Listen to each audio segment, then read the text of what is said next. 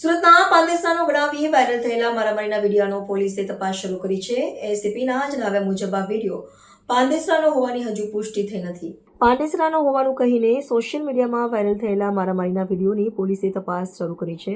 ACP ઝેડ.આર. દેસાઈના જણાવ્યા મુજબ આ વિડીયો પાંદેસરાનો હોવાની પ્રાથમિક પુષ્ટિ થઈ નથી. વિડીયો અંગે મેટાને પત્ર લખતા સાથે એફએસએલમાં પણ મોકલવામાં આવ્યો છે. વિડીયોમાં માર ખાતા દેખાતા વ્યક્તિનું બાદમાં મોત થયું હતું. પરિવારજનોએ માર મારવાના કારણે મોત થયું હોવાનો આક્ષેપ કર્યો હતો. જોકે પોલીસના જણાવ્યા મુજબ વ્યક્તિ ત્રીજા માળેથી પડી જતા સારવાર માટે સિવિલ હોસ્પિટલમાં લાવવામાં આવ્યો હતો. પરિવારજનો તેને જબલપુર ગામ લઈ જવા માંગતા હતા અને રસ્તામાં તેનું મોત થયું હતું. ત્યારબાદ પીએમવીના અંતિમ સંસ્કાર કરવામાં આવ્યા હતા.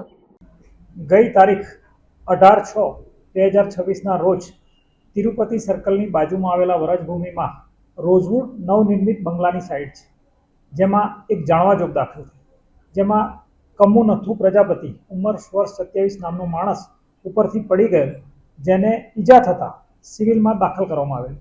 સિવિલમાં દાખલ કરવા દરમિયાન તેના પેરેન્ટ્સ અને ભાઈનો કોન્ટેક્ટ કરવામાં આવતા 19 તારીખે તેના ભાઈ આવેલા અને સિવિલ હોસ્પિટલમાં દાખલ કરેલા, જેમાં એમએલસીમાં એને સ્પષ્ટ જણાવેલું કે પોતે બંગલા ઉપરથી પડી જવાના કારણે તેને ઈજા થયેલ છે.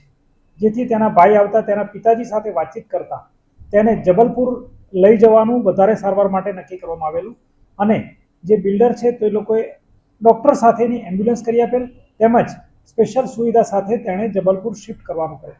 પરંતુ રસ્તામાં જતા ઉજ્જૈનની આજુબાજુ તેના હાર્ટબીટ્સને કાર્ડિયક શોક જેવું લાગતા સદર કમ્મુ નથુ પ્રજાપતિ મરણ ગઈ, જેથી તેને નજીકમાં તેના ઘરે જઈ અને અગ્નિ સંસ્કાર કરવામાં આવેલા અને આ રીતે તેનું મૃત્યુ થયેલું.